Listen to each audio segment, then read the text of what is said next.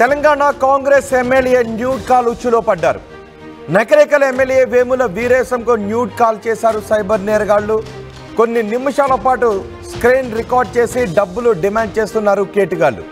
ఆ డిమాండ్కు ఒప్పుకోకపోవడంతో ఆ వీడియోను కొంతమంది కాంగ్రెస్ నేతలకు పంపించారు సైబర్ నేరగాళ్లు. దీంతో పోలీసులకు ఫిర్యాదు చేశారు వేముల వీరేశం ఫిర్యాదుపై మరింత సమాచారం మా ప్రతినిధి అచ్యుత్ అందిస్తారు.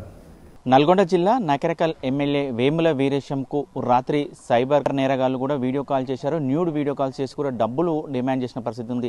మొత్తం కూడా నిన్న రాత్రి వేముల వీరేశము ఆ కార్యకర్తలతో కూడా ఫోన్లో మాట్లాడుతున్న క్రమంలో కూడా ఒక వీడియో కాల్ వచ్చింది. వీడియో కాల్ ఎవరిది అని లిఫ్ట్ చేసే లోపల కూడా మొత్తం కూడా న్యూడ్ వీడియోస్ రావడంతో కూడా ఎమ్మటే ఎమ్మెల్యే వేముల వీరేశము గ్రహించి ఎమ్మటే కాల్ కట్ చేసిన పరిస్థితి ఉంది.